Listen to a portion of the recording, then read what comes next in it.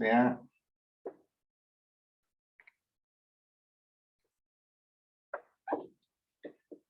B un espacio vectorial real, vamos a poner,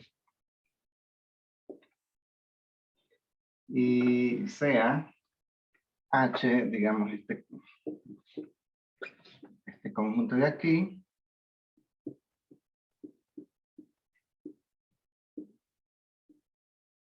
una base de B.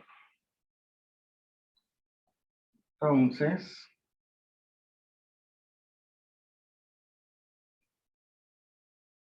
este conjunto de aquí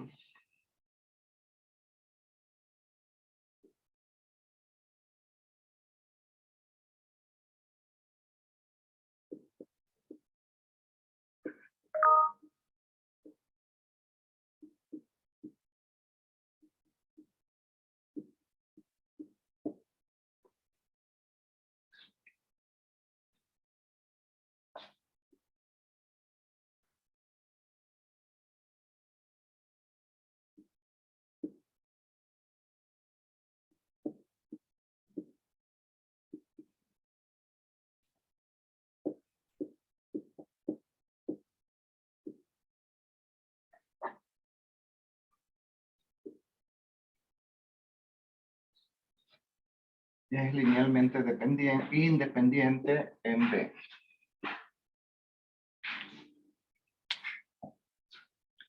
Sí, bueno, me lo acabo de inventar, pero bueno, se parece a los que hay algunos en el deber, así, hay otros que están en el taller, en los temas del taller, así. Bueno, ¿cómo se determina el valor de verdad? Bueno, lo primerito es mantener la calma. Ya estamos calmados. Bueno, analizar la estructura del enunciado, que es siempre una enunciación hipotética. Bueno, aquí está el entonces. Bueno, hay un antecedente y un consecuente. Y bueno, una vez que sabemos que tiene esta forma, pues yo por lo general aplico el método directo, ¿no? Poniendo ponens, ¿sí? Supongo el antecedente verdadero y veo qué es lo que pasa en el consecuente. Y bueno, antecedente verdadero significa, bueno, que es un espacio vectorial, escalares reales, que esto en efecto es una base del espacio, por lo tanto debe ser generadora, linealmente independiente. Por ejemplo, también sabemos que la dimensión de B es 4. O sea, al suponer el antecedente verdadero hay mucha información allí con esa suposición, ¿no? Pero bueno, una vez que ya tenemos clara la idea, ¿sí? Esta es la parte ahora que hay que ver, el valor de verdad del consecuente. Y en el consecuente se afirma que este conjunto de tres vectores es linealmente independiente. Yo como sé, así porque sí, no lo sé. Pero en este momento, bueno, lo que tenemos que hacer es el test, ¿no? De independencia. O sea, vamos a cómo se demuestra, o sea, cómo se determina si un conjunto es linealmente independiente o no. Bueno, hay muchos modos. Si ustedes aplican algún teorema, puede ser, ¿no? Que descubran que hay un vector que sea múltiplo de los otros. Puede ser. Y si lo ven, pues ya de una dicen que es dependiente. Pero si no, podemos aplicar la definición, que es la combinación lineal, alfa 1 por el primer vector, que es todo eso,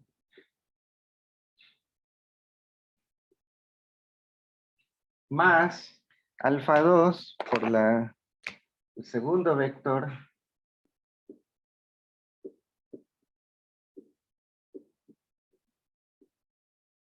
más alfa 3 por el tercer vector,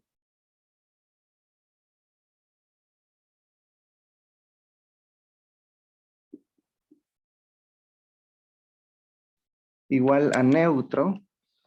Como no sabemos ni siquiera en qué espacio estamos, pues vamos a poner neutro así. O el cero vector, pero sabemos que es un símbolo que indica el vector neutro. No sabemos qué forma tiene, porque ni siquiera sabemos ¿Qué es esto? No sabemos si son matrices, polinomios, es un espacio vectorial nada más. Eso es lo que dice. Ok, entonces igual al neutro. Tal como está así la ecuación planteada, yo no sé, no sabría decir que estos escalares necesariamente son cero. Recuerden, estoy tratando de determinar independencia lineal y en la independencia lineal hay que probar una implicación, ¿no? Que es con hacer la combinación lineal, igualarla al cero, implica que los escalares son cero. O sea, que necesariamente, porque esa es la condición necesaria, ¿sí? Que necesariamente los escalares son cero y que no hay otra opción, sino que necesariamente deben ser cero para que haya independencia. Bueno, y yo aquí, así no, como está la información, no puedo asegurar nada. Pero, ¿qué tal si nosotros destruimos nuestros paréntesis y reagrupamos? Eso se puede hacer porque este producto por escalares es distributivo, es asociativo, etc. Yo puedo romper todos estos paréntesis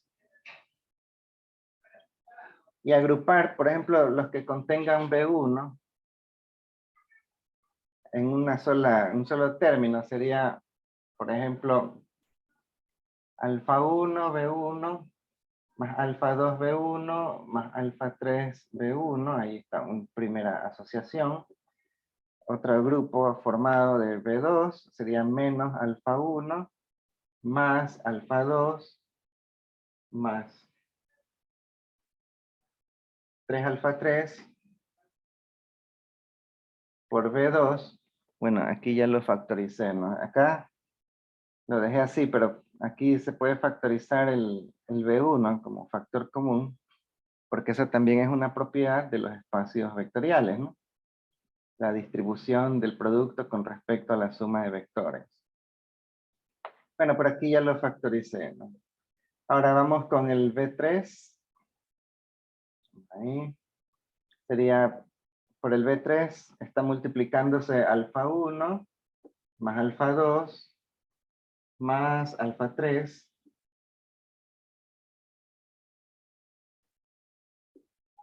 y finalmente menos alfa 1 por alfa 4, menos alfa 1, más alfa 2, más 3 alfa 3 por B4 igual a neutro.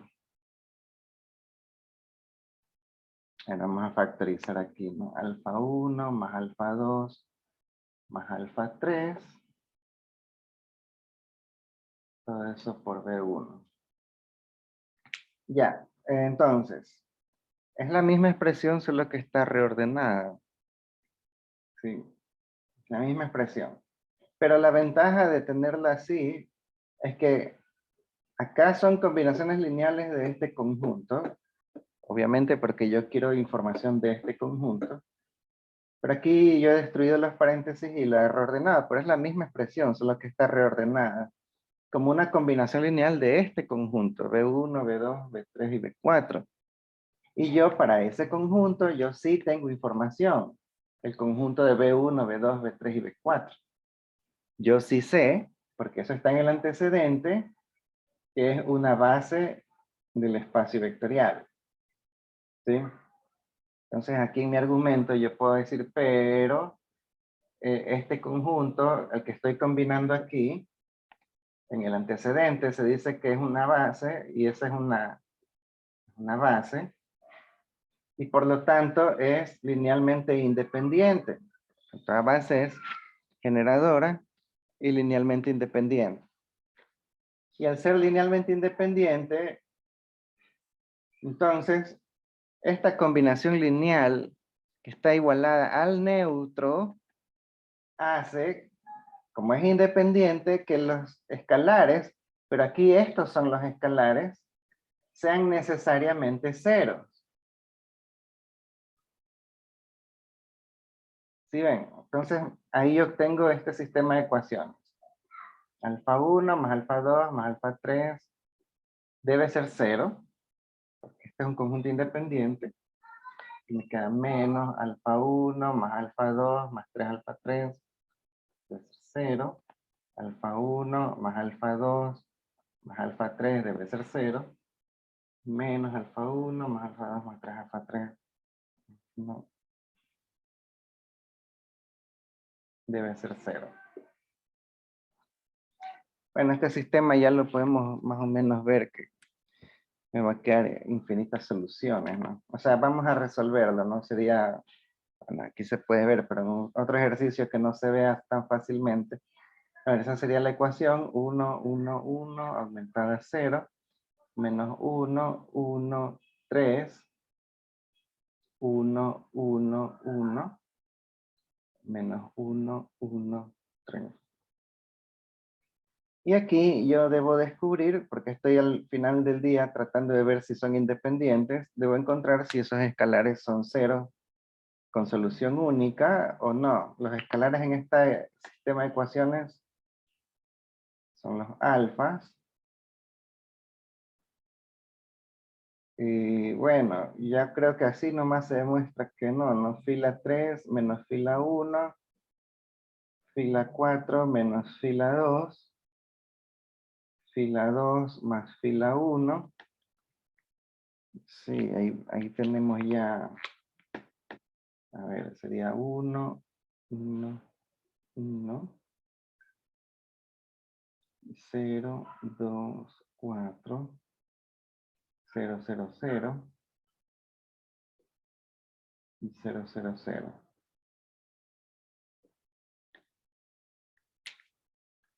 Entonces me doy cuenta de que el sistema consistente sí es porque es un homogéneo. Esa no es la idea. La idea es saber cuántas soluciones hay. Y hay infinitas soluciones porque hay una incógnita que es variable libre, en este caso el alfa 3. Aquí está pivote, pivote y variable libre. Entonces, yo veo que hay una variable libre, lo que quiere decir que el sistema tiene infinitas soluciones, lo que quiere decir que no necesariamente estos escalares son ceros, porque hay más soluciones además de la trivial. Hay infinitas soluciones, ¿sí?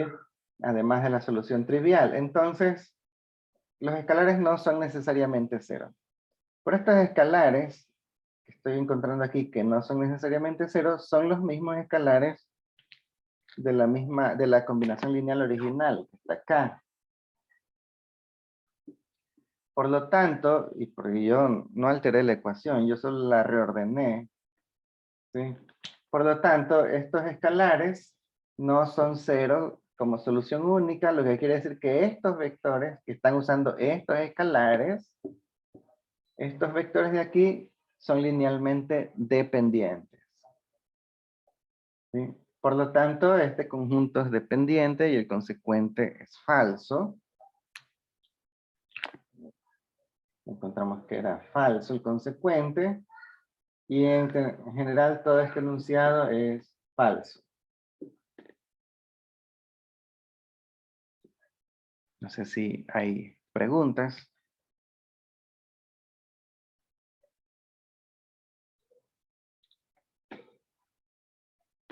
Vamos a ver qué hay en el chat. Bueno, nadie ha preguntado nada. Sí, bueno, este es un ejercicio parecido a los que tienen, como ya decían, en los deberes y en los temas de proyecto que ya están de taller, perdón, que ya están distribuidos. Bueno, se pueden ayudar. Recuerden, siempre hay que estar calmados, hay que primerito tratar de ver qué estructura tiene el enunciado en general. Casi todos tienen esto, ¿no? De P entonces Q, pero bueno, depende también de cada cosa. Pero en este caso, casi siempre yo aplico el método directo. Es muy pocas veces cuando yo aplico otra cosa, pero se puede también hacer, ¿no? El antecedente al suponer verdadero, recuerden que hay mucha información allí. Aquí no la escribí, pero sí la mencioné. Antecedente verdadero significa que la dimensión de B es 4, porque si esto es una base, pues hay 4 vectores, la dimensión es 4. Sabemos que H genera, sabemos que H es independiente, o sea, hay información allí. A veces es conveniente escribir, ¿no? La información. Esto es verdadero por el antecedente. para ayudarme a decidir después con el consecuente. Pero yo no, ahorita no la escribí. Y claro, cuando ustedes toman un libro un libro más avanzado, ¿no? De álgebra, por ejemplo, hay unos libros muy avanzados. O sea, que no están dirigidos a estudiantes, sino a otros matemáticos. Esas pruebas dan coraje. O sea, esas pruebas no pasarían el estándar de uno del pre o que uno les exige aquí, porque están todos como saltándose pasos y todo. Pero es que allá entre matemáticos se entienden y saben que ciertas cosas son como muy obvias, ¿no? O sea, por ejemplo, en un libro avanzado, este grafiquito que yo hago del P, entonces, eso no lo ponen. Sí, esto yo lo pongo es para tratar de relacionar de que es un método de demostración que lo aplicamos aquí en base a lo que ya conocemos de las leyes de lógica del PRE. ¿Sí? Pero por ejemplo, esto no, normalmente no aparece en ningún libro, le ponen este. Pero es lo que está sucediendo, a pesar de que no lo pongan. ¿Sí? Así también, ¿no? Yo digo, el antecedente es verdadero, ya hay información allí al suponer que el antecedente es verdadero. Normalmente, o sea, si yo estuviera estudiando, yo lo escribiría por ahí al ladito. Pero en los libros avanzados eso ya no lo ponen. Sí. Ok, bueno, si no hay preguntas, a ver, déjenme ver. Aquí hay algo en el chat.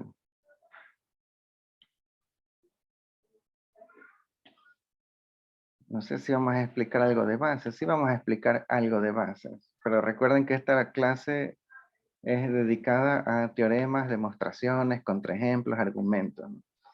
Y ejercicios los doy en la mañana. Pero sí, pueden acceder a los videos guardados. Y ya. Ok, si no hay preguntas de este tema, voy a poner otro ejercicio. A ver, entonces, hay un teorema. Voy a borrar esto.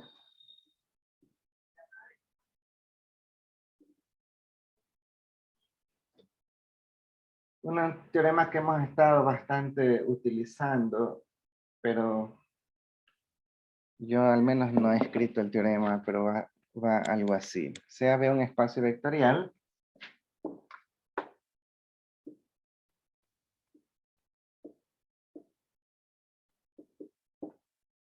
Ya, vamos a poner real, pero ya saben que si no les dicen el campo, por lo general se asume que es real.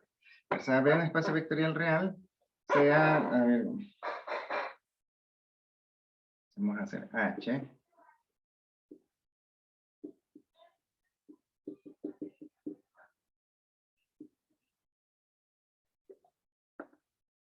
Un conjunto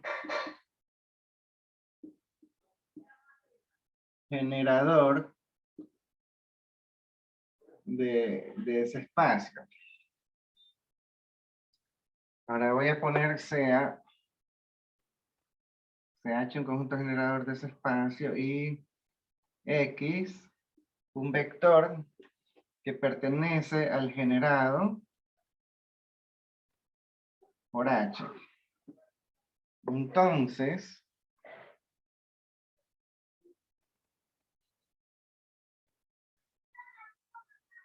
el generado por H es igual al generado por H unión ese vector X.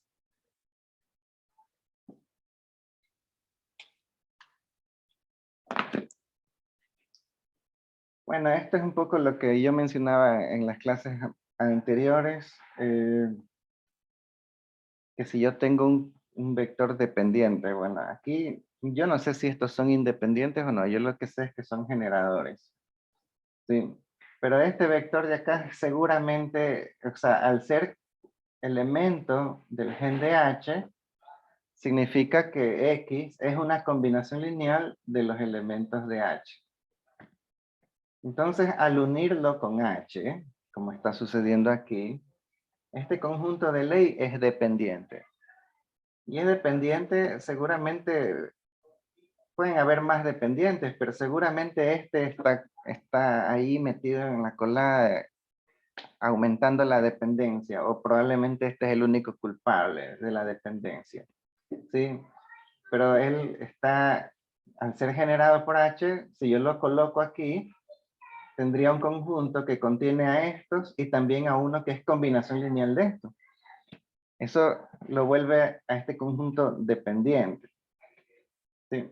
Entonces, yo decía en las clases anteriores que cuando ustedes tienen un conjunto dependiente, o sea, cuando hay un vector que es dependiente, que en este caso es el X, en el conjunto, ese vector es como prescindible, o sea, no aporta información nueva al conjunto. Por eso es que, esto es lo que dice aquí el consecuente, pero ya, esto ya está en forma de teorema, yo lo mencioné así, en palabras.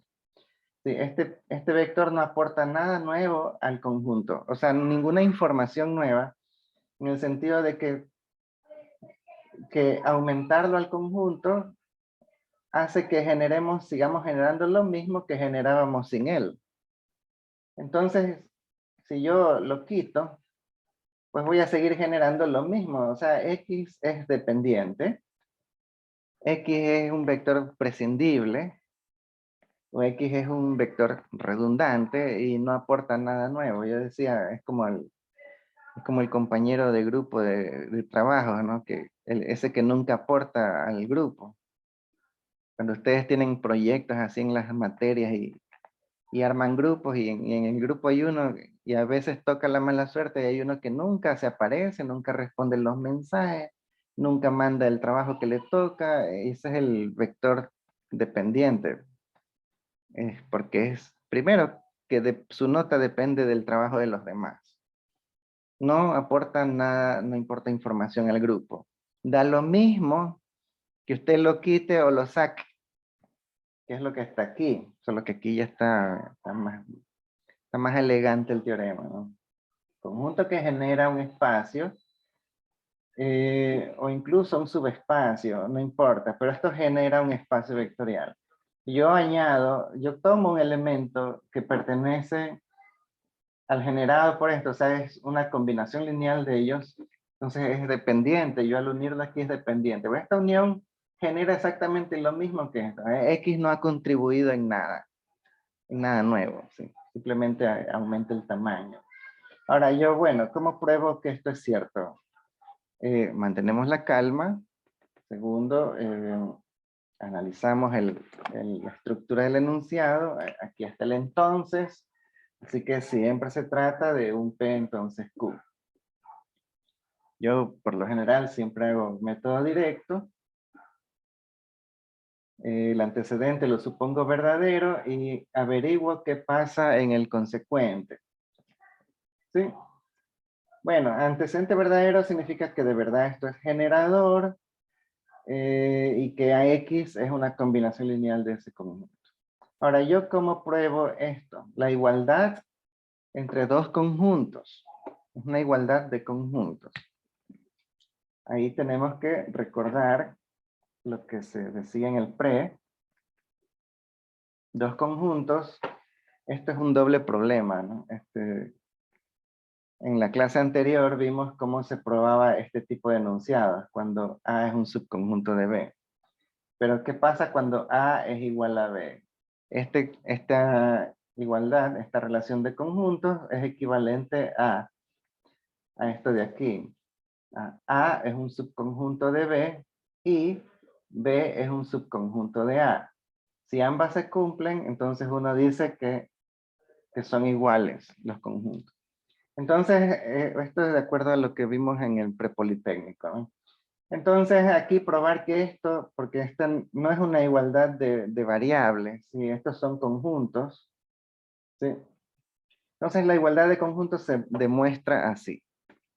Entonces, es como, tenemos dos problemas. Tenemos que probar que este es un subconjunto del de aquí, y tenemos que probar que este es un subconjunto del de aquí. ¿Sí? Entonces, siguiendo este mapa, vamos a probar la primera. Vamos a decir así, primero. Vamos a probar que el generado de H está contenido engenerado de H unión X. ¿Sí? Divide y vencerá, ¿no? Aquí tenemos esto de aquí. Y aquí ya habíamos visto en la clase anterior cómo probar esto. Necesitamos un vector arbitrario cualquiera que esté aquí. Y si logramos con ese antecedente concluir que necesariamente está acá, ¿sí? Entonces significa que este como conjunto está dentro de acá, porque si lo hicimos con un vector cualquiera, ¿no? A ver, llamémoslo W al vector de aquí. Sea W un elemento del gen de H. Sí. Pero recuerden esto. Vamos a ponerlo aquí también. Esto era equivalente en el prepolitécnico así, ¿no? O sea, es decir, A subconjunto de B es equivalente a decir X pertenece a A, entonces X pertenece a B. Aquí hacemos lo mismo. Toma un elemento que pertenece aquí y debería concluir, con este antecedente verdadero, debería concluir que pertenece a B. Veamos si eso es cierto. Si está de verdad en el generado por H, entonces es una combinación lineal de los elementos de H. Entonces, o sea, si esto es cierto, entonces existen escalares, llamémoslos alfa i, tal que W es una combinación lineal de los elementos de H. Como hay K vectores, pues usamos K escalares. Ok, ya tenemos esto aquí. Pero sin alterar esta ecuación, yo puedo sumarle el neutro, ¿no? Como hicimos la vez pasada.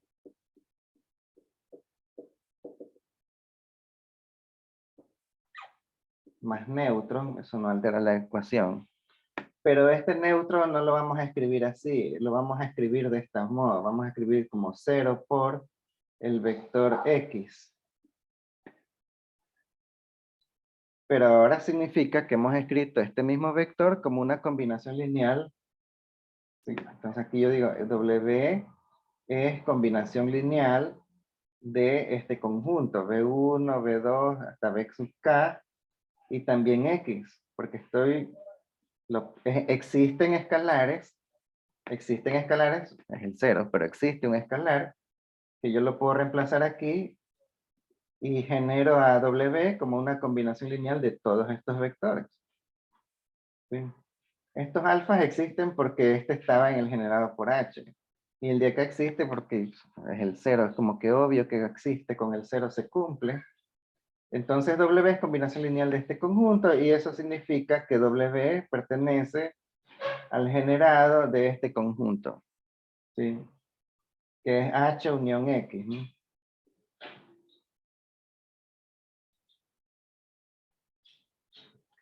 Lo cual hace el consecuente verdadero. Aquí es. Y eso prueba que al menos este es un subconjunto de este. Con el antecedente dado ahí, este es un subconjunto de este. Eso es lo que hemos probado aquí. Ahora vamos con el de acá. Vamos a ver si este también es un subconjunto del de allá. Si logramos comprobar eso, vamos a ver, vamos a hacerlo por acá, para no mezclar mucho las demostraciones. A ver, voy a escribir aquí, ahora parto de aquí, ¿no? Sea X o sea W un elemento de este señor, de este conjunto. Sea W un elemento del generado de H unión X. Y eso significa que este este vector es una combinación lineal de los elementos de este conjunto. O sea, vamos a decir, W es una combinación lineal, llamémoslo alfa 1, o si no quieren confundirse, ponen otro alfa, beta o C, no sé. Alfa 1 por B1, vamos a usar C1 por B1, más C2 por B2, más etcétera, etcétera. C sub K por B sub K y más C sub K más 1 por X. Porque aquí yo no estoy seguro que esto sea 0. Yo estoy partiendo de la verdad del antecedente, que ahora lo que quiero probar es esto. O sea, quiero probar que el generado de esta unión está contenido en el generado de H. Bien.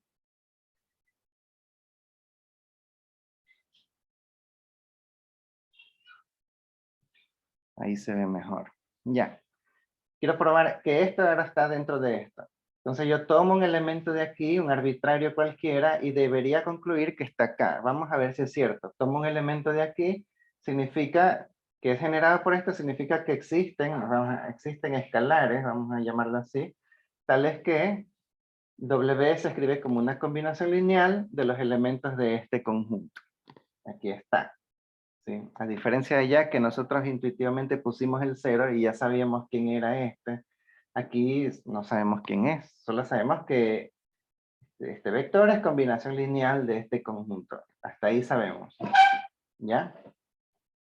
Ahora, pero en el antecedente acá se afirma esto de aquí, miren.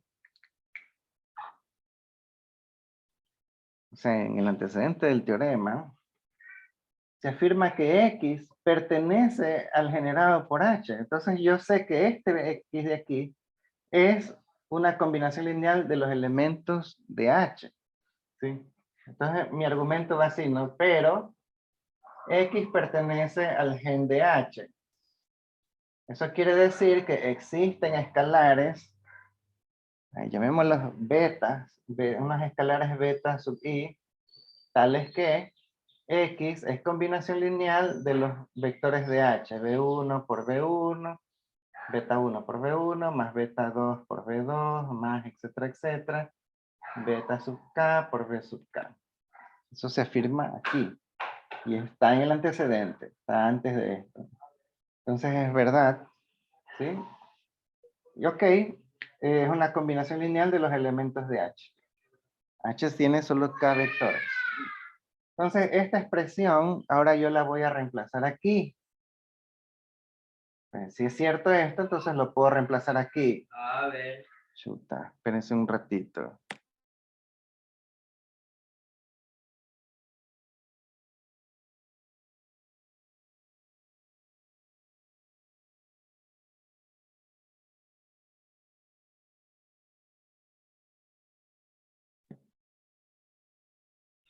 Ok, decía. Esto lo puedo reemplazar aquí. Vamos a hacerlo así. Vamos a poner aquí, así. W es igual a C1, B1, más C2, B2, más etcétera, etcétera. C sub K, B sub K, más C sub K más 1 por X, pero X es todo esto. Beta 1, B1, más beta 2, B2, más etcétera, etcétera. Beta sub K, B sub K. Y ahora creo que solo queda romper esos paréntesis, este paréntesis de aquí, y agrupar todo, como hicimos en el ejercicio anterior, agrupar los B1, los B2, hasta los BK, ¿no? Entonces miren cómo me va a quedar. Aquí me va a quedar C1, este escalar, más CK1 por beta 1, sí, este escalar C1 más beta 1 más C sub K más 1 por beta 1, todo eso que multiplica al vector B1.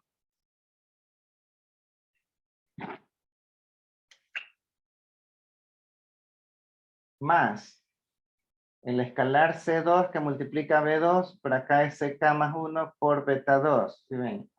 C2 más C sub K más 1 por beta sub 2. Todo eso que multiplica al vector B2. Más, y así sucesivamente hasta llegar al último, que está aquí, C sub K multiplica a b sub k más c sub k más 1 que multiplica a beta sub k y todo eso por el vector b sub k. Y miren que lo que empezó como una combinación lineal de los vectores de la unión de h unión x concluye en que es una combinación lineal solo de los vectores de h. Eso porque x era ya una combinación lineal de h, así que la expresión que correspondía a x la reemplazo aquí y resulta que es una combinación lineal solo de los elementos de h. Eso quiere decir que W pertenece solamente al generado por h. Entonces, partir de esto me llevó a esto. Y también partir de esto me llevó a esto. Ambas cosas se están cumpliendo, porque he demostrado aquí ambas cosas. Aquí está una parte y acá está la otra. Si ambas cosas se cumplen, no queda otra acción excepto decir que los dos conjuntos son iguales. ¿Sí? No hay otra opción. Si solo se cumpliera este, pero el de acá no, bueno, ahí es otra cosa, ¿no? O que se cumpla este, pero el de acá no. Pero si ambos se cumplen, solo hay un modo, que este sea su conjunto el de acá y que este sea su conjunto el de acá. Solo hay un modo y es que estos son conjuntos iguales. Entonces eso es lo que hemos probado aquí. O sea, hemos utilizado este formato, ¿no? Para guiarnos. ¿Sí? Cómo se demuestra la igualdad entre conjuntos, separándola en dos partes.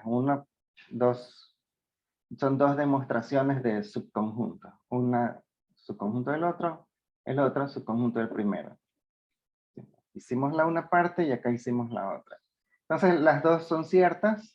Esto se está cumpliendo, lo que quiere decir que es verdadero esto de aquí. Y todo esto, bueno, en este caso, sí, ya, vamos a poner aquí. Si era un califique como verdadero y falso, pues ahí ponen verdadero, ¿no? O si les decían demuestre, bueno, ahí ustedes tendrían que armar una conclusión. Voy a ponerla aquí, a ver. O sea, la conclusión sería algo así.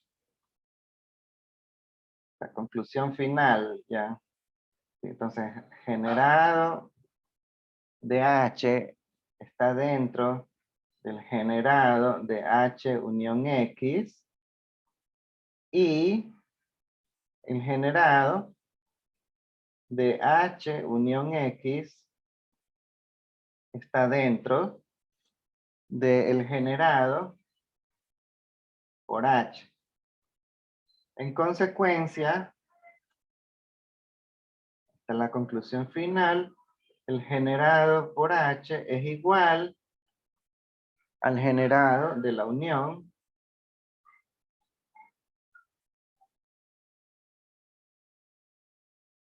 así. Y eso hace, ya eso termina la demostración, ¿no? Bueno, ahí ponen, antes se ponía esta frase en latín, ¿cómo es? Quod erat demonstrandum, que ponen en, ¿no? O algunos ponían así, ¿no? Lo que queda demostrado. En los libros de matemática modernos ya no se pone esto, sino que se pone un símbolo que por lo general lo indican en el libro. Este símbolo indica el final de la demostración. Es un símbolo tipo un círculo negro relleno, tipo así ya, por ejemplo. O un cuadrado, una estrella, algo, pero en el libro le dicen, vamos a usar esto para indicar el final de la demostración. Entonces, bueno, ya.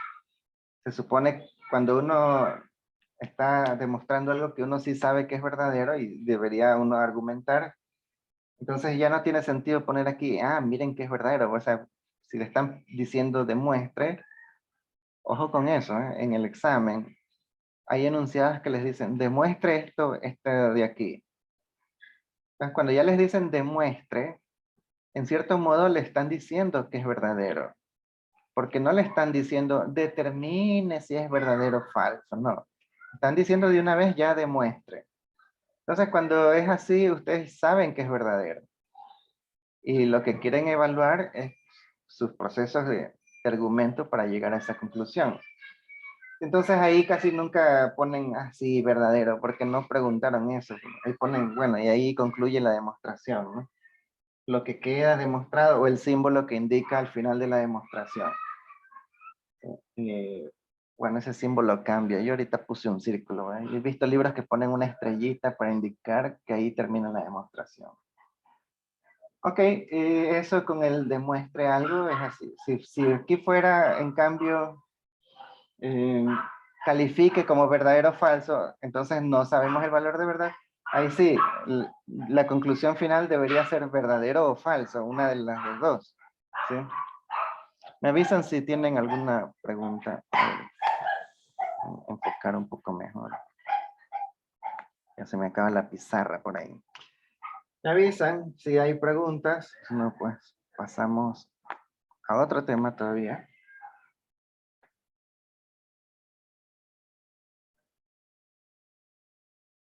Bueno, en todo caso, este teorema es el que les decía en la clase anterior. Bueno, voy a enfocarlo allí. Es el que yo decía que ustedes pueden añadir o quitar vectores dependientes y eso no altera la capacidad de generar. ¿Sí? O sea, este es un dependiente porque es combinación de los otros. O sea, si yo lo uno, no altero al espacio generado. Si yo lo quito, no altero al espacio generado. ¿Por qué? Porque estoy quitando al vector dependiente, el que no aporta nunca nada al grupo, al compañero que no responde los mensajes, pero quiere sacar la nota igual que el grupo. ¿Sí? Da igual que usted lo tenga en el grupo o que lo saque del grupo. Ya, entonces, eso sí ocurre con vectores también. Ustedes no son los únicos que sufren. ¿Sí? Entonces, y lo que yo mencionaba en la clase anterior de combinaciones lineales, decía, ustedes pueden tener los tres colores primarios, por ejemplo, el amarillo, el azul y el rojo, y con eso se supone que podemos generar todos los colores. Pero a la gente no le gusta tener cajas de lápices de solo tres colores, a ellos les gusta tener cajas con muchos colores. Entonces los fabricantes obviamente venden cajas de 12 colores, cajas de 24 colores, pero todos sabemos que son más de lo necesario. ¿Sí? Simplemente estamos añadiendo vectores dependientes. ¿Sí? Se lo hace porque el cliente quiere eso y es el que paga el billete, ¿no? Entonces la empresa no va a quebrar. No, no es que va a aceptar quebrar. Entonces la empresa de lápices de colores le vende lo que pide el cliente. El cliente quiere una caja de 100 colores, la empresa se lo vende. Ya, a pesar de que es un conjunto redundante. O sea, redundancia es simplemente eso, es dependencia lineal. Sí, en realidad no es bueno o malo, simplemente es una característica que sucede a veces. De hecho, a veces la redundancia es buena. Es cuando, especialmente los que siguen ingeniería en telecomunicación, logística y cosas así, en sistemas, en donde tienen, por ejemplo, redes interconectadas, ¿no? Eh, por ejemplo, borrar ya esto.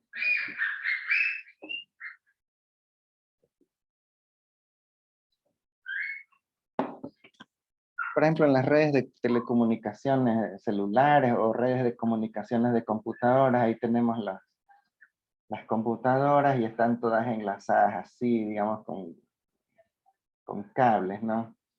Entonces, esto, por ejemplo, sería una red de computadoras que está enlazada por estos cables o por esas fibras ópticas o yo no sé, ¿no? O esto puede ser el mapa de conectividad en un mapa, en una empresa de transporte logístico. ¿Ya? Pero esto es un mapa conectado, o sea, sí, yo puedo ir de aquí a cualquier punto de la red, puedo viajar de aquí a cualquier punto de la red, pero no es redundante, o sea, es como el mínimo necesario para conectar toda la red. Ahora, pero ¿qué pasa? Obviamente, ¿qué pasa si hay un accidente, un terremoto, yo qué sé, y se rompe este cable? Sí. Entonces, claro, ahí generamos una desconexión. Estos siguen comunicados y estos de acá también, pero entre estos y estos se perdió la comunicación. Sí, esa es por no tener redundancia, por no tener más de lo necesario. Pues es que en cambio las empresas de comunicaciones sí valoran las cosas redundantes, las comunicaciones redundantes, ¿no? Ellos harían la red así, así, empiezan a hacer como el internet, todo un relajo, pero está todo súper conectado. ¿Sí? Entonces, hay de nuevo un terremoto y se rompió el cable submarino aquí, no pasa nada, siguen todos bien conectados. Entonces, ese tipo de fenómenos de tener más de lo necesario no es malo, no es bueno, no es malo, es simplemente una cualidad. A veces sirve al ingeniero, a veces no le sirve. Especialmente si hay que asegurar la calidad de las comunicaciones, y las empresas hacen eso, las de telecomunicaciones, hacen enlaces de comunicaciones que son redundantes. Las empresas de transmisión de electricidad, si son buenas, hacen eso también. Si se explota un transformador, no quiere decir que se fue, toda la ciudad se fue al tacho y ya no funciona, no, porque a lo mejor sigue funcionando por otros caminos de la red. ¿Sí? Entonces esa es la redundancia, ¿no? ¿Sí? No es malo siempre tener a uno extra, como aquí, no aporta nada nuevo, ¿sí? Pero está ahí como decir de reserva, ¿sí? Si se muere un vector de aquí, bueno, acá tenemos a uno de reserva, tipo, ¿no? Es más o menos la idea. Redundancia o dependencia lineal, sí, es ineficiente, pero no significa que sea malo, ¿sí? Ok, no sé si hay preguntas. Déjenme pasar a otro tema. A ver, ¿qué hay aquí en el chat? Ah, sí, me hablan de bases. Vamos a hablar un poco de las bases. De las bases. Por ejemplo, se dice que, mejor dicho, en la clase anterior yo puse un teorema, pero no lo demostré. Aquí estamos para demostrar las cosas. Que decía así, ¿no? Que si yo tengo una cantidad de vectores en un conjunto que es superior a la dimensión del espacio, entonces ese conjunto es dependiente. O sea, ese teorema más o menos iría así. Sea B un espacio vectorial real, un espacio vectorial en general, ¿no? Así. Y de dimensión finita, esa frase significa, ¿no? Dimensión de B es igual a N. N es un natural, obviamente, esa parte ya no la ponen, pero saben decir a veces es la frase de dimensión finita. Ya hablamos del tema en la clase anterior, finita, la dimensión es natural, pero los naturales son finitos. Cualquier natural que usted ponga es un número finito. Y el infinito no es un número natural. ¿Sí? Entonces hablar de dimensión finita significa que este espacio tiene un conjunto base con una cantidad finita de vectores. ¿Cuántos? No sé, n vectores, pero es una cantidad finita. Ok, entonces sean espacios de dimensión finita, n, y sea, vamos a hablar así, sea h, el subconjunto de k vectores, v1, v2, v3, v4, etcétera, hasta v sub k. Llamémoslo u. U1, u2, hasta u sub k. ¿Sí? Un subconjunto de v. Ya, entonces el teorema dice así. Si k es mayor que n, entonces h es linealmente dependiente. Así eran las cosas. Es linealmente dependiente.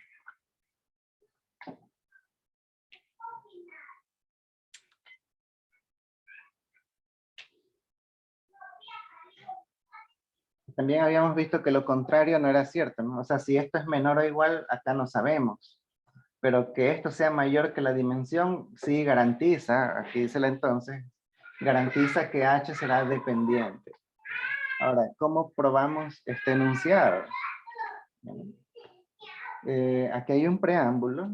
El preámbulo, o sea, ustedes ven aquí esto, de aquí tiene esta estructura, ¿no? P entonces Q. Pero si ustedes se fijan bien, acá hay un montón de información que como que si fuera un antecedente también. Sí, es un antecedente. Es como el preámbulo, pero un preámbulo es un antecedente. ¿Sí? Es como decir, si vamos a probar esta implicación, pero está dentro de este contexto, así que este contexto debe ser verdadero también. Está todo antes del entonces, así que se toma como antecedente. Entonces el antecedente lo suponemos verdadero y averiguamos qué pasa en el consecuente. O sea, es verdadero que es un espacio vectorial que tiene dimensión n. Eso significa que tendrá una base con n vectores. Ahora, H es un subconjunto de B y tiene K vectores y todo eso. Bueno, entonces, es cierto, pues es el antecedente. Ahora, aquí viene la parte que nos interesa. O sea, si esto se cumple, ¿no? Si el número de vectores de H supera a la dimensión, entonces es dependiente. Bueno, uno dice, hay que averiguar el valor de verdad del consecuente. Pero en el consecuente tenemos que saber si este conjunto es dependiente o independiente, yo qué sé, ¿no? Y eso es un problema que ya sabemos hacer. O sea, ¿cómo saber esto de aquí si es cierto o no? Hay que hacerle el test de independencia. O sea, vamos a hacer la combinación lineal. Vamos a hacerlo así. Alfa 1 por U1 más alfa 2 por U2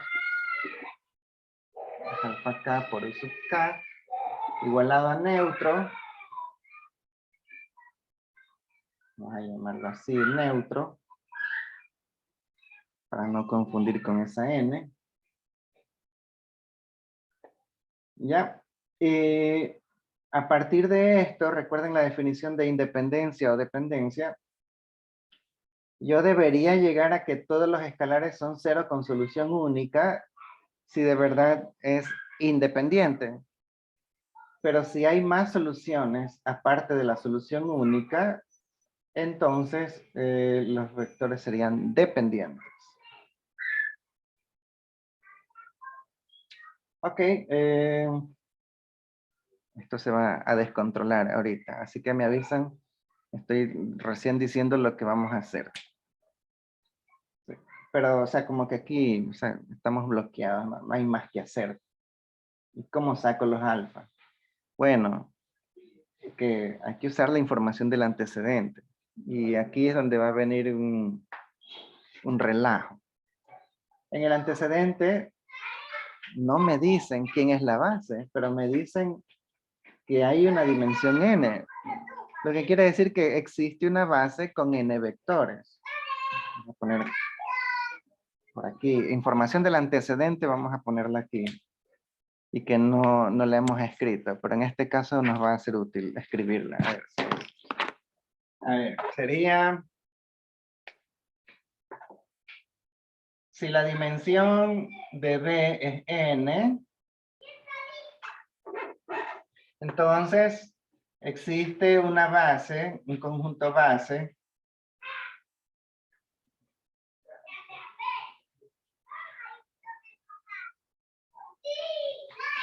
con n vectores.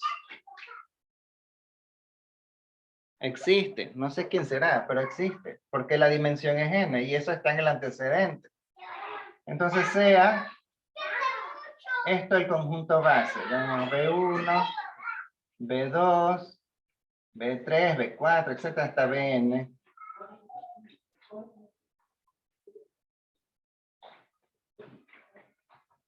Hasta Bn sea la base, una base del espacio B. Ya. Ahora, si de verdad esta es una base, esta base debe generar absolutamente todos los elementos de B, porque eso es lo que hacen las bases, son generadoras e independientes. Y por ser generadoras del espacio, todos los elementos del espacio se pueden escribir como combinación lineal de estos elementos de la base. ¿Sí?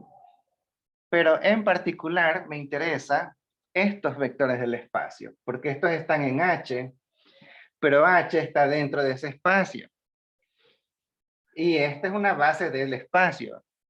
Por lo tanto, debería ser posible escribir cada elemento de H como combinación lineal del conjunto base. Y eso es lo que vamos a hacer. Para no marearnos, voy a escribir aquí, ¿no? Lo que voy a hacer. Vamos a escribir entonces. Entonces se puede escribir cada vector de H como combinación lineal de la base. Vamos a hacerlo aquí. O sea, digamos, el vector U1 lo voy a llamar C1 por U1 más C2 por U2. A ver, esta es la base. Aquí debe ir la base. C1 por B1 más C2 por B2, etcétera, etcétera, hasta Cn por Bn. Y lo mismo yo debería encontrar para el segundo vector. Vamos a hacer con U2.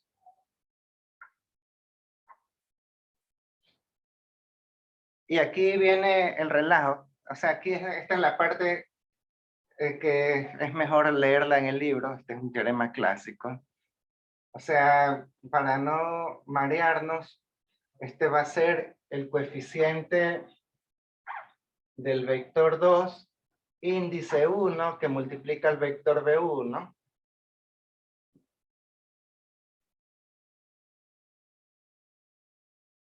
Más C22B2 más C2NBN.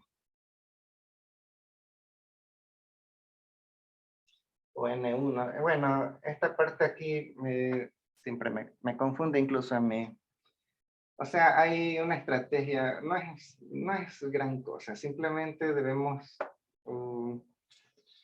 a ver, vamos a hacerlo así y después vemos. Ya, ok, si nos sale fácil o difícil. Y así podemos hacer con todos los vectores de H, hasta llegar al último. Vamos a hacer aquí U sub K, sería U sub K1 por B1, más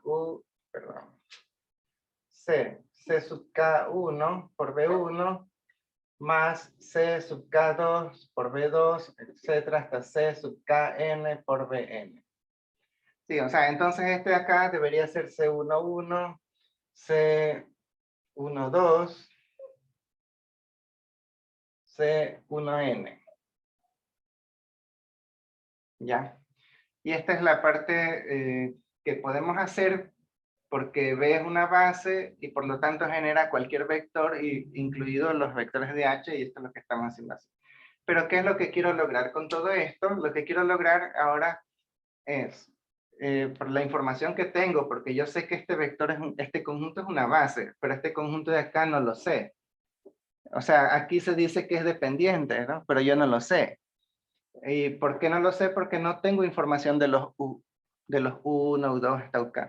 Pero al convertirlos en combinaciones lineales de la base, es parecido al primer tema que hicimos. ¿Sí? Ahora lo llevamos a vectores que sí conozco. Entonces estas expresiones yo las reemplazo allí y van a ver el mega relajo que se arma. Con mucha paciencia. Alfa 1 que multiplica a 1, pero 1 es todo esto. C11 por B1 más C12 por B2 más C1n por Bn. Así. Más alfa 2 por U2, pero U2 es toda esta expresión de aquí. Ahí la reemplazamos. C21 B1 más C22 B2.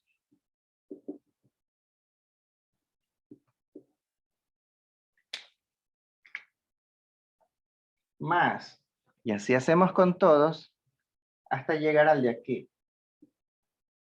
Alfa sub K, que multiplica, si se me acaba la pizarra, por toda esta expresión, vamos a decir CK1 por B1 más CK2 por B2, más etcétera, etcétera, CKN por BN. Igual a neutro. Bueno, está igual a neutro.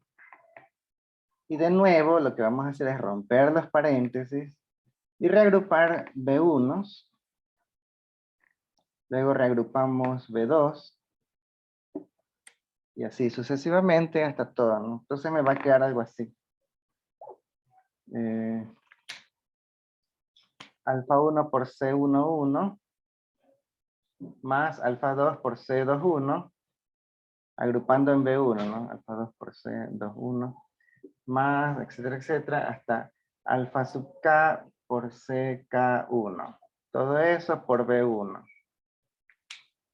Vamos a hacerlo así. Más lo que multiplica a B2, que aquí sería alfa 1 por C12, más alfa 2 por C22, más alfa sub K por CK2. Todo eso por B2.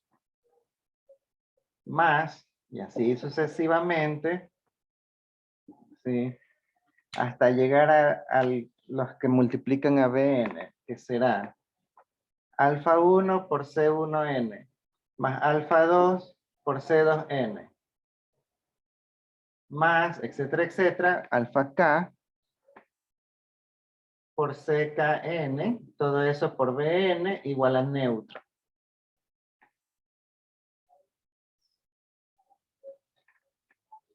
Entonces, es el razonamiento similar al del primer ejercicio, solo que aquí está en gigantesco. La idea es la siguiente. Originalmente yo de esta combinación lineal no tenía mucha información porque es la combinación de estos vectores. Estos vectores en el consecuente dicen que son dependientes, pero yo no lo sé. Pero al reemplazarlos por sus expresiones en función de la base, ahora sí yo tengo una nueva combinación lineal porque esto es simplemente haber reemplazado expresiones, nada más, no estamos alterando nada. ¿Sí? Ahora tengo una nueva combinación lineal, pero esto ya es un conjunto base. Este es un conjunto base. Aquí está. ¿Sí? Entonces, como es una base, son independientes y tenemos la combinación lineal de este conjunto base igualada al neutro, lo que quiere decir que los escalares, pero todo esto es el escalar,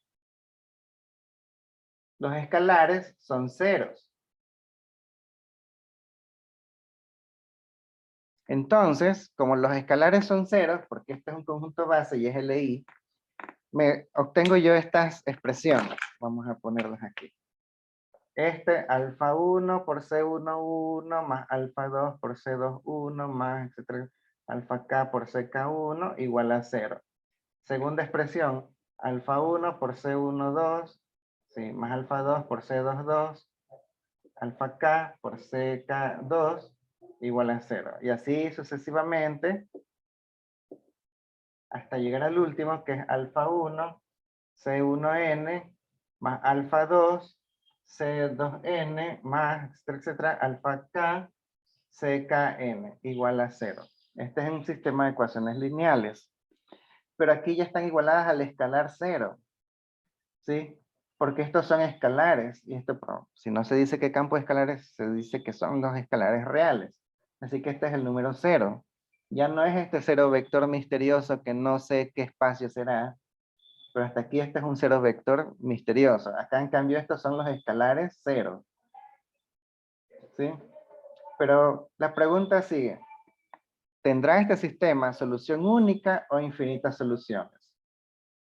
Entonces podemos ver, al hacer Gauss, Las incógnitas son los escalares, lo que quiero saber si son solución única o no. Y los coeficientes son los C, entonces me queda C11, C21, etcétera, CK1, C12, C22, CK2, etcétera, etcétera, C1N, C2N, CKN. Y en la aumentada, 0, 0, etcétera, etcétera, 0.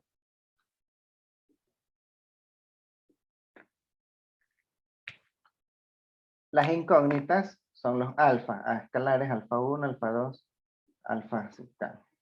Ahora, este es un sistema homogéneo y por lo tanto siempre es consistente. Pero este sistema, ¿cuántas filas tiene? Aquí las podemos contar las filas. 1, 2, 3, 4, 5, 6. Esto tiene n filas. ¿Y cuántas columnas? Aquí las podemos contar. 1, 2, 3, 4, 5, hasta K. K columnas. 1, 2, K. 1, 2, K. K columnas. Pero en este sistema se trata de n ecuaciones con K incógnitas. Y el sistema es homogéneo, así que el sistema sí es consistente. ¿Sí? En un sistema homogéneo, sistema de ecuaciones lineales homogéneo,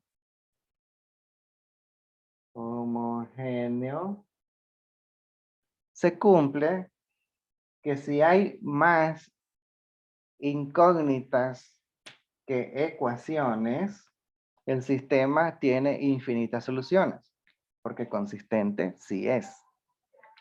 Entonces, en un sistema lineal homogéneo, si el número de incógnitas, que es K, es mayor que el número de ecuaciones, que aquí es N, hay infinidad de soluciones. Pero infinidad de soluciones para los alfas, y los alfas eran las escalares de esta combinación lineal igualada al neutro, lo que quiere decir que esa infinidad de soluciones hace que este sea en efecto dependiente linealmente. H. Como hay infinitas soluciones, aquí decimos H es linealmente dependiente. Con lo cual concluye el teorema allí, ¿no? Por eso es que sabemos que si hay más vectores que la dimensión del espacio, el conjunto sale de ley dependiente. Sí. No sé si tienen preguntas. O sea, al inicio es abstracto porque aquí no sabemos qué espacio vectorial es. O sea, no estamos hablando de los polinomios, las matrices o los Rn, no sé. Es un teorema para cualquier espacio vectorial. Sí, entonces al inicio uno puede estar perdido un poco. Pero miren cómo incluso allí llegamos a un sistema de ecuaciones lineales, que eso siempre va a ocurrir aquí en álgebra. Y del sistema de ecuaciones lineales nos damos cuenta que es homogéneo, que es consistente, y como es homogéneo, solo hay que ver cuántas soluciones tiene, y como es homogéneo, ahí se cumple, ahí sí esto, ¿no?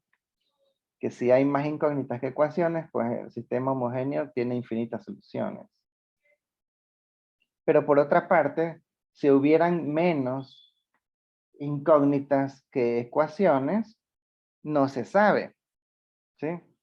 Por eso es que hay en los primeros ejercicios de sistemas de ecuaciones lineales, uno de los problemas que se les pone es construir. Ah, ya, a ver, aquí hay una pregunta. Dice, no entiendo cómo concluimos que K es mayor que N. No, es que esa no es una conclusión. K mayor que N está en el antecedente. Vamos a suponer que K es mayor que N porque está en el antecedente. ¿Sí? Entonces, tenemos aquí un sistema de ecuaciones que tiene N ecuaciones y K incógnitas. ¿Sí? Pero como en el antecedente dice que K es mayor que N, aquí vamos a decir, bueno, ¿y qué pasa si aquí K es mayor que N? Tendríamos que las incógnitas, hay más incógnitas que ecuaciones. Y cuando eso ocurre en un sistema homogéneo, ojo, homogéneo, Entonces sí podemos asegurar que va a haber infinitas soluciones.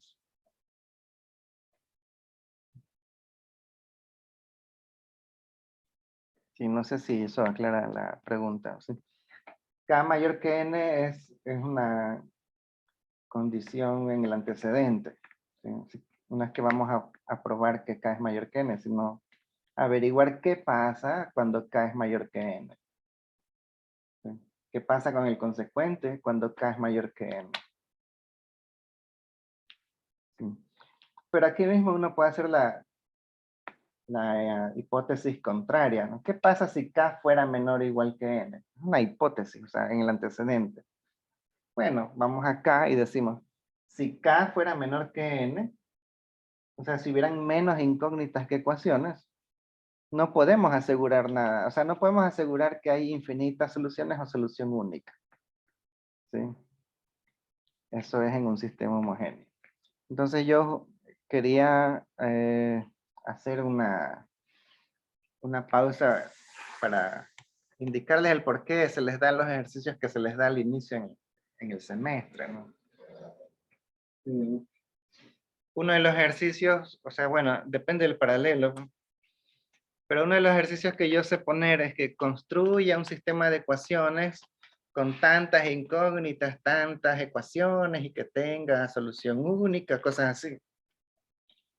O sea, es para tener presente ese tipo de cosas, ¿no? Un sistema homogéneo, por ejemplo, dice ahí, un sistema homogéneo, si tuviera más incógnitas que ecuaciones, por ejemplo este, así.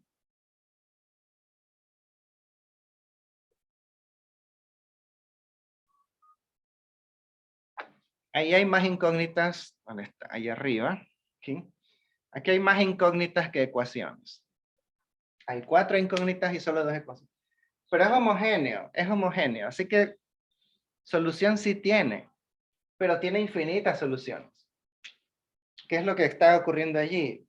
Claro que este sistema del teorema tiene infinitas soluciones que implica una dependencia lineal. En cambio aquí es un simple ejercicio de prepolitécnico, de construir un sistema con más incógnitas que ecuaciones. Y tiene infinitas soluciones. Pero ahora el caso contrario, si K fuera menor que N, en cambio no podemos concluir. O sea, ¿qué pasa cuando hay menos incógnitas que ecuaciones? Por ejemplo, así. Podría ser así, por ejemplo.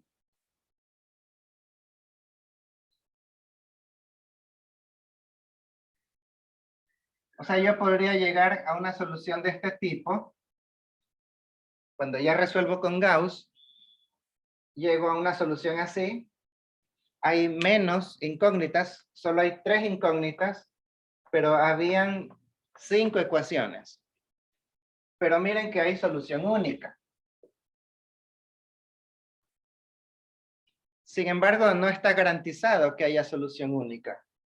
Porque también en otro ejercicio puedo llegar a algo así.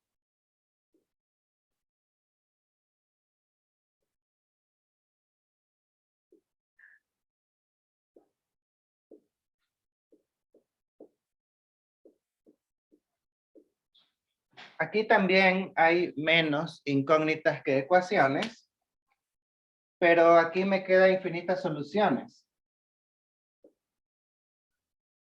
Ahí están los pivotes y la variable libre. Entonces, el hecho de que hay menos incógnitas que ecuaciones no me garantiza nada. Por eso es que el teorema no dice nada. Cuando sucede esto, yo no sé si les puse en el diagrama aquí la clase anterior, pero aquí simplemente es no sé, no se sabe. Porque el teorema no me garantiza ni esto ni esto. Pero lo de aquí arriba, déjenme borrar eso para no marear.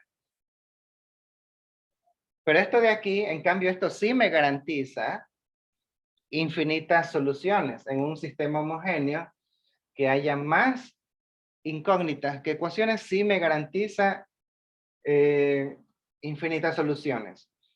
Solo que ya olvidando la parte de sistemas de ecuaciones lineales y yéndonos al teorema, o sea, nosotros llegamos a eso, pero tenemos es un sistema y lo analizamos de modo similar. Es un sistema homogéneo que tiene n filas, que son las n ecuaciones, pero n es la dimensión del espacio también en el teorema. Y en ese sistema tenemos k incógnitas, que son las k columnas de las incógnitas, pero k es el número de vectores de h en el teorema. Entonces decir que k es mayor que n en el sistema significa infinitas soluciones. Esa es la parte del prepo. Pero en el teorema significa que esas infinitas soluciones hacen que el conjunto sea dependiente. Esa es la parte de álgebra. ¿Sí? Entonces, no sé si hay preguntas, en parte por eso es que se les dice, es necesario estar papelito con sistemas de ecuaciones lineales, porque en álgebra, o sea, hasta lo que menos pensado, termina en un sistema de ecuaciones, y hay que estar pilas en lo que sabemos de sistemas de ecuaciones. Bueno, en álgebra lineal hasta el último día de clase van a ver sistemas de ecuaciones, al resolver algo, sí. Bueno, no sé si hay preguntas. Vamos a ver qué hay aquí en el chat. Ya, no hay nada. Me avisan si hay preguntas, nos vamos a hacer otro ejercicio. Es que yo, querías hablar de una cosa que se llaman argumentos de vacuidad. Sí, además para hacer la pausa, porque si no se nos funde el cerebro con esto.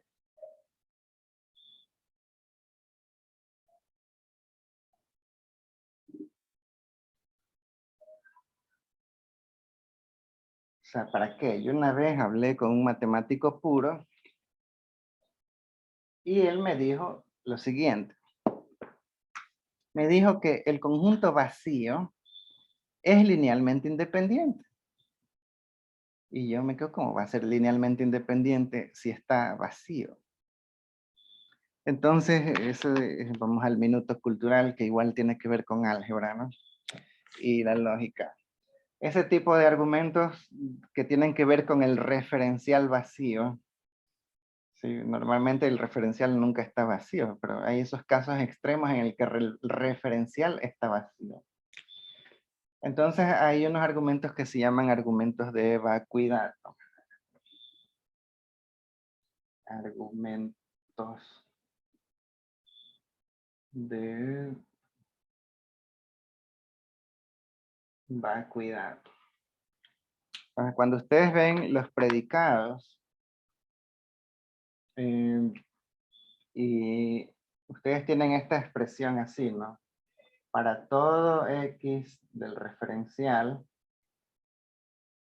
p de x, este es un predicado y por lo tanto no sabemos si es cierto o falso dependiendo de cuál es el conjunto solución, ¿sí? Tenemos un referencial y habrá un conjunto solución y hay que ver si el conjunto solución es todo el referencial, ¿sí? O no. Entonces, pero hay otro tipo de enunciado que es con el existe, ¿no? Existe un x en el referencial tal que p de x, un predicado. En cambio aquí no hace falta que sean todos. Porque acá sí, porque acá dice para todo, debería cumplirse esto. En cambio acá solo dice existe uno. Existe uno que cumple el predicado. ¿Sí? Entonces, por ejemplo, yo digo, si es como que yo diga para todos los números enteros, para cualquier número de los enteros, yo puedo decir así, para todo a elemento de los enteros, a es divisible para 2. Ustedes dirían, esto es falso. No todos los enteros son, no, que divide a 2. Divisible, es divisible para 2. Entonces ustedes dirían, esto es falso, porque no todos los enteros son divisibles para 2. Solo los pares son divisibles para 2, pero no los impares. Entonces, te diría, bueno, este predicado con este cuantificador es falso. Falso. Pero si yo le cambio el cuantificador, dice, existe un A en los enteros, así, tal que A es divisible para 2. Esto es verdadero, porque sí existen enteros en donde A es divisible, basta que coja un elemento par. Por ejemplo, A igual a 8. Sí, es divisible para 2, porque 8 para 2 es igual a 4 más 0 de residuo, ¿no? Sí, entonces, sí, más 0 de residuo, entonces A es divisible para 2. Esto es verdadero. Aquí no necesito probar para todos, aquí sí puedo dar un ejemplo, porque solamente me habla de existe. Y recuerden, para probar que existe, yo tengo que mostrar. Toma, aquí hay un ejemplo, mira que existe. Como aquí, mostrando un ejemplo. Verdadero. Sí. Ya, pero estos son predicados normales, con este referencial así, ¿no? Ahora vamos con un referencial, cuando el referencial es vacío. ¿Sí? ¿Qué pasa si hablamos del referencial vacío? Para ponerles un ejemplo, yo les voy a decir, por ejemplo,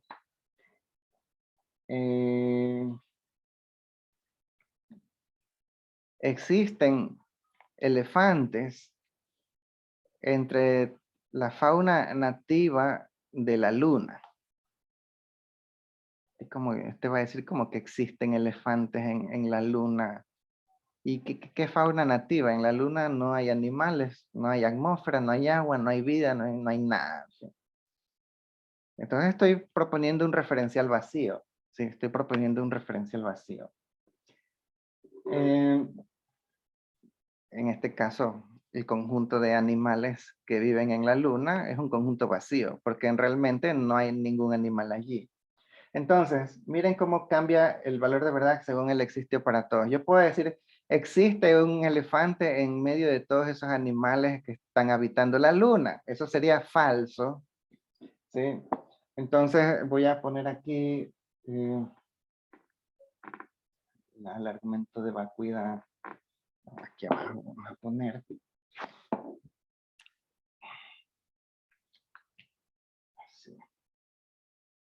Si el referencial es vacío, todos los que existen son falsos. Sí, o sea, yo digo, por ejemplo, existe un A en el referencial tal que P de A. Existe. Esto es falso. Porque no hay nadie allí. Y en el existe yo requiero que haya alguien. O sea, que exista. ¿Sí? Entonces, cuando el referencial es vacío, esto es falso siempre. Eso es como decir, existen elefantes en la fauna nativa de la luna. Como la fauna nativa de la luna es vacía, ¿sí? Con mucha mayor razón no hay ningún elefante. Y si no existe el elefante, pues está vacío el conjunto solución y este enunciado es falso. ¿Sí? Pero resulta que el cuantificador universal es siempre verdadero. Si yo pongo un enunciado así, para todo A del referencial predicado de A, esto en cambio siempre es verdadero. Y esta es la parte que es un poco, o sea, hay que pensarla. ¿Sí? Como que verdadero. Pero si no hay nadie ahí, ¿sí? Es que si esto debe cumplirse para todos, pero justamente no hay nadie, entonces sí se está cumpliendo para todos, porque se está cumpliendo para nadie. ¿Sí ven? Entonces en realidad sale verdadero. ¿Sí? Para que haya el universal, ¿no? Este predicado debería cumplirse para todos los elementos del referencial. ¿Pero quién es el referencial? Está vacío, ahí no hay nada. Si no hay nada, esta cosa se va a cumplir en nada. Pero al cumplirse en nada, se está cumpliendo en todo el referencial, que es nada. Está el vacío. Entonces es paradójico, pero resulta que estos enunciados del para todos para todo el X, P de X, en un referencial vacío, eso siempre es verdadero, en cambio. Siempre. Ya. Por ejemplo, ya hablando de un ejemplo así, no tan matemático, yo puedo decir así, yo soy más alto que todas las personas nacidas en la luna. Ahí, para todas las personas nacidas en la luna, yo, Isaac Mancero, soy más alto que todos ellos. Te vas a decir, profe, ¿cómo es eso? Están locos. No hay nadie en la luna. Y ya, pues. Entonces, esto que estoy mencionando se está cumpliendo y eso es lo que llaman, esta es la frase que ustedes van a encontrar en los libros. Por vacuidad es verdadero. O sea, no es verdadero porque lo hayamos comprobado, es verdadero por un caso muy tonto de que es vacío. Esto se está cumpliendo para nadie, pero en el vacío hay nadie, así que el conjunto solución es igualito al referencial y por lo tanto es verdadero. ¿Sí? Es como decir, por vacuidad, dirían los matemáticos, esto sale verdadero por vacuidad, un argumento por vacuidad. Entonces, no sé si me avisan si está el asunto claro o no. Sí, entonces yo sí puedo decir, yo soy más alto que todos los habitantes nacidos en la luna. Entonces, pero allá no hay nadie. O sea, que ustedes van a decir, es más alto que los nadies que están allá.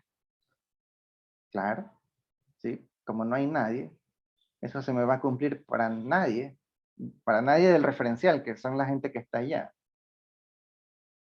Y, y por lo tanto se está cumpliendo en todo el referencial, que es el vacío. ¿Sí? Entonces sale, sí, es un poco absurdo, pero sale verdadero por vacuidad. Entonces, ahora sí, volviendo a la parte de álgebra, hace unos años un profesor de matemáticas me decía que el vacío es linealmente independiente. Yo como que es linealmente independiente.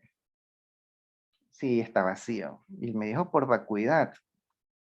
Entonces ahí yo me acordé de este. Y claro, el conjunto vacío es linealmente independiente. Independiente. El vacío es independiente, pero es un argumento por vacuidad. ¿Qué es lo que vamos a hacer para probar que el conjunto vacío es independiente? La estrategia pasa por la negación, es decir, vamos a probar que no es dependiente.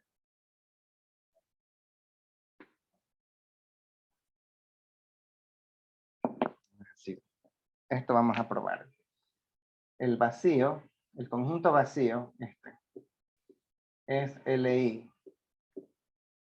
Tremendo teorema. Vamos a ver, dice así. La definición de LI es la siguiente. Definición de LI es la siguiente. Es decir, estamos dentro de un espacio vectorial, ¿no? A ver, entonces necesitamos un conjunto con K vectores. Y la definición de LI dice, este H es linealmente independiente, si solo si la combinación lineal, aquí viene la definición, alfa 1 por B1 más alfa 2, B2, más etcétera, etcétera, alfa K, B sub K, es igual a neutro, entonces todos los escalares son cero. Todos los escalares. Ya, pero esta es la definición de independencia lineal. ¿Cuál es la definición contraria? La de dependencia lineal. Es la negación de esto. O sea, no es P, entonces Q. La negación es P y no Q. Es decir, y aquí en el no Q hay un cuantificador universal. Entonces la definición de dependencia lineal es esta. Que existen escalares, algunos distintos de cero, pero existen Puede ser uno o pueden ser muchos, existe. Por lo menos uno existe. ¿Sí? Existen escalares distintos de cero, tal que, porque es P, entonces Q, entonces es P y no Q. P y no Q. Entonces este es el no Q. Y esta combinación lineal debe salirme 0. O sea, alfa 1 B1 más alfa 2 B2, etcétera, etcétera. Alfa B sub K, alfa K B sub K es igual a neutro. Existen escalares que no son ceros que me validan esta combinación lineal.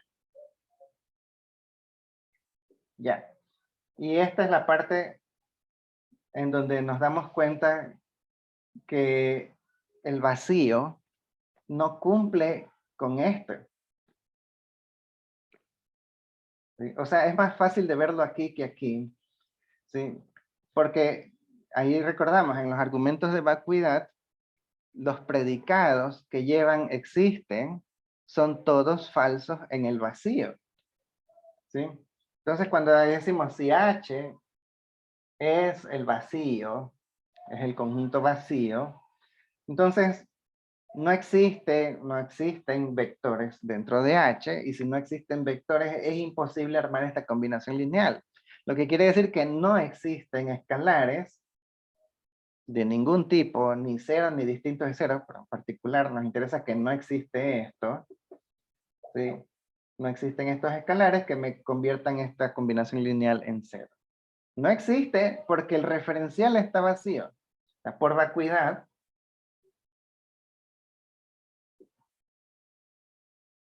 el vacío no es linealmente dependiente. Esta es la definición de dependencia. Y como no es dependiente, y esta es la negación de independencia, lo que quiere decir que el vacío es linealmente independiente. Y ahí acaba la demostración. Vamos a ponerle un símbolo ahí. Acaba la demostración allí. Entonces, esa fue la cosa que, bueno, sí, cuando a mí me dijo el profesor, yo no la tenía presente, es decir, sí, yo más o menos sabía de los argumentos de vacuidad, pues esto se lo deben haber mencionado en el pre, pero no es algo que se hace mucho énfasis en el pre, sí. Pero son argumentos que existen. Son casos raros o así, ya demasiados extremos, porque a quién se le ocurre andar probando que el vacío es dependiente, así que no, pero resulta que el vacío no es dependiente, y al no ser dependiente solo queda como opción en lo contrario, que sea independiente, ¿no? Es la negación de esto de acá. O sea, no es dependiente, pues por lo tanto es independiente. Y así se prueba que el vacío es independiente. Pero es un argumento por vacuidad. Es decir, en un referencial vacío, estos cuantificadores, estos predicados que llevan cuantificadores existenciales son todos falsos. Por lo tanto, será siempre falso que es LD. ¿Sí? Y por lo tanto es verdadero que será LI. O sea, misterios de la lógica y de las matemáticas. Bueno, no sé si hay preguntas. No, esto va a ser importante porque si ustedes en cambio abren el libro de la doctora Bracamonte, en cambio ahí se dice una cosa, se dice algo así, se dice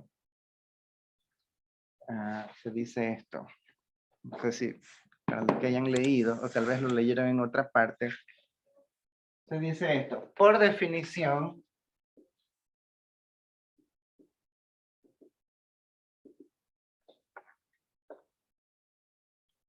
el vacío genera al espacio trivial.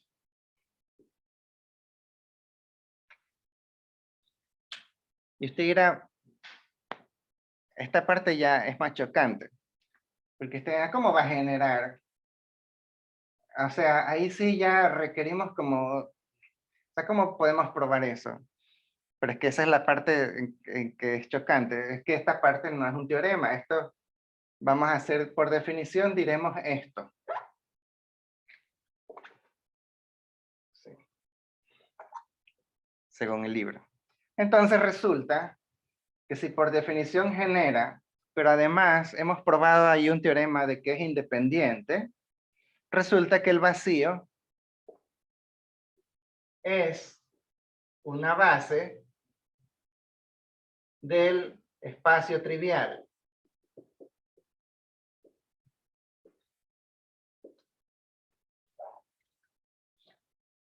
Ahora, yo esta cosa sí la he mencionado, pero no de este modo. Y los profesores también la mencionan porque está en el libro, o sea, está en el libro. Nosotros sabemos que el espacio trivial solo tiene un vector, y ese vector es el neutro. Y como es el neutro siempre es dependiente. Eso se les dice normalmente. El neutro siempre es dependiente, y ese es otro teorema, ¿sí? Y como el neutro siempre es dependiente, en este espacio no podemos elegir a nadie que sea independiente, porque el único vector que hay es dependiente, porque es un espacio trivial, solo tiene al neutro. Entonces ahí es cuando dicen, por lo tanto, este espacio no tiene base. O se dice que el conjunto base de este espacio es el conjunto vacío. Es decir, no hay vectores en la base de este espacio. ¿Sí? No hay vectores en la base de este espacio. La base es vacía.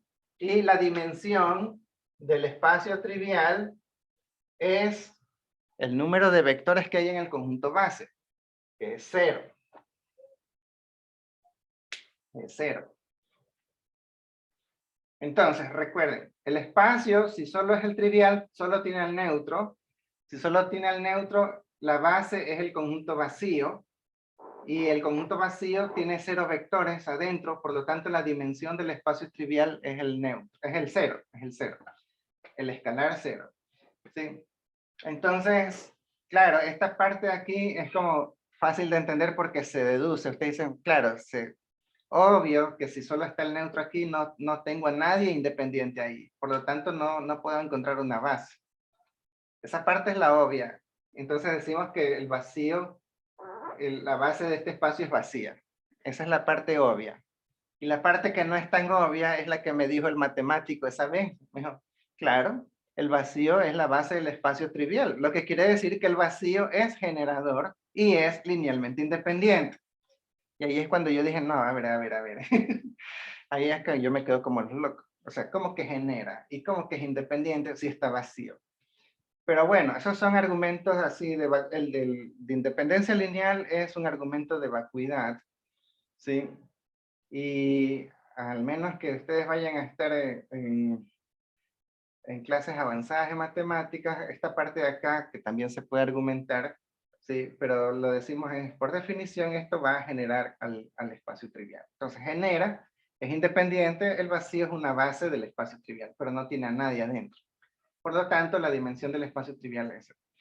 Ahora, ojo, las trampas que les pueden poner con este asunto en el examen o en la lección no son tan complicadas como esto de aquí. O sea, hay profesores que sí, bueno, la profesora Margarita Martínez, por lo general sí sabe hablar desde los argumentos por vacuidad, ¿sí? Pero la mayoría de los temas que van a ver de esto en un examen sería en una lección o quiz. Es que mucha gente confunde esto, o sea, mucha gente dice, no, que la base es el 0 cuando el espacio es el vacío y la dimensión es el neutro. Y está como cruzando los cables aquí. No, recuerden que es así. El espacio es el trivial. O sea, el espacio tiene vectores y el único vector es el neutro. En ese caso, la base es el conjunto vacío. No que la base es el 0, no. No que la base es el neutro, no. La base es vacía. Para el espacio trivial, la base es vacía. Y la dimensión es el número de elementos que hay en la base, que si está vacío no hay elementos allí, así que la dimensión es el 0. Sí, entonces esa parte es la que probablemente es la que saben preguntar. ¿Quién es el espacio trivial? ¿Quién es la base? ¿Y quién es la dimensión en este caso? ¿Sí? Y dependiendo, bueno, sí, como ya les dije, hay otros profesores que sí les hablan de este asunto de aquí. Eso por ese caso. No sé si tienen preguntas. Déjenme ver qué hay aquí en el chat. A ver, dice... Entonces, ¿el cuantificador existe para el vacío? ¿Será siempre falso? Sí, sí. Sí. Justamente es porque hay que ser lógicamente consistentes, ¿no? Y nosotros iniciamos estas sesiones en la primera semana diciendo que para probar que algo existe, hay que no ser capaz de mostrar y decir, mira, toma, aquí está el ejemplo. ¿Sí? Y no simplemente decir, no, es que mira, la evidencia sugiere que existe. No, tiene que, yo digo que este marcador existe, yo debo ser capaz de probar su existencia mostrando, diciendo, mira, aquí está. Yo dije que tenía un marcador negro, aquí está. Pero no es que yo digo, no, es que seguro, porque yo siempre compro marcadores negros, entonces a lo mejor tengo todavía uno, no sé, eso no es probar nada. Eso es solamente hacer una conjetura, pero no es una demostración. Entonces, para demostrar la validez del enunciado, el cuantificador existencial, necesitamos mostrar la evidencia. En ciencia al menos es así, ¿no? Entonces sí, pues cuando el referencial es el vacío, como no hay nadie allí que cumpla el predicado, esos predicados con existencial son todos falsos, todos falsos. En cambio, los predicados con cuantificador universal son todos verdaderos, pero es una cosa hasta un poco ridícula, pero sale así. Y esos son los argumentos de vacuidad. O sea, en el vacío suceden esos casos extremos, ¿no? Todos los existenciales son falsos y todos los universales son verdaderos. ¿Sí? Yo puedo decir, yo soy más millonario que todos los habitantes de Marte. Y te va a decir, pero no hay nadie ahí habitando en Marte. ¿Sí? Por eso mismo. Y yo soy más rico que todos esos. Pero si no hay nadie, sí, pues. ¿Y quién me está ganando? Por vacuidad. ¿Y quién de Marte es más rico que yo? Nadie. Entonces yo soy más rico que todos los que están en Marte. Sí, es un argumento un poco tonto el de vacuidad para el universal, pero funciona y es lógicamente consistente. Sí. Bueno, no sé si, a ver, aquí hay más cosas en el chat. Dice aquí, cuando dicen dimensión de un espacio vectorial, se refieren a su base. A ver, la dimensión es un atributo del espacio. Esa es la definición. Pero ¿cómo se calcula? Enumerando los elementos que hay en la base. Pero uno no puede decir la dimensión de la base, porque la base no tiene dimensión. Pero vamos a poner eso aquí. Voy a borrar esto.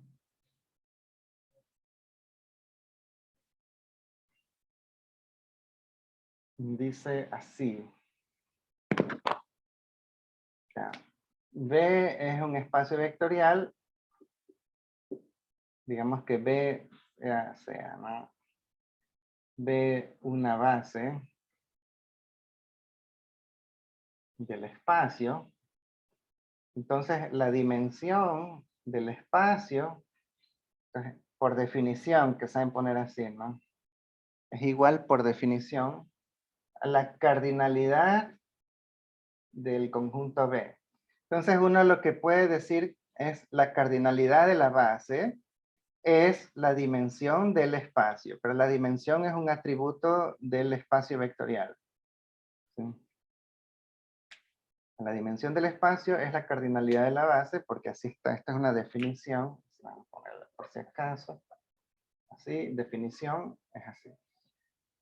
Pero no estaría correcto decir la dimensión de la base, porque la base no es un espacio vectorial, la base es un conjunto generador e independiente, no tiene dimensión. Lo que tiene es un número de vectores adentro, y ese número de vectores que tiene adentro, esa cantidad, es lo que define a la dimensión, pero la dimensión es un atributo del espacio.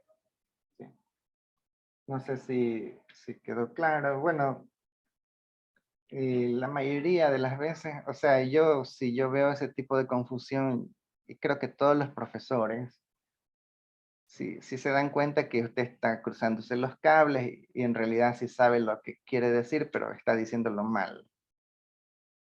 Pero no todos los profesores le van a dejar pasar ese error. Algunos sí le van a bajar puntos por eso y otros van a decir, mira, aquí te confundiste. Le llaman la atención, pero no le dicen nada más. Pero sí, es que sí, lo correcto sería decir la dimensión del espacio. La base tiene un número de elementos, eso sí, la cardinalidad de la base, del conjunto base. ¿Sí? Y sabemos que la cardinalidad de la base es la dimensión del espacio, por la definición. ¿Sí? Pero es el espacio el que tiene dimensión. Entonces, así mismo, ¿no? Si el espacio es el trivial, la base es el vacío y la dimensión me queda 0. Este es el caso extremo.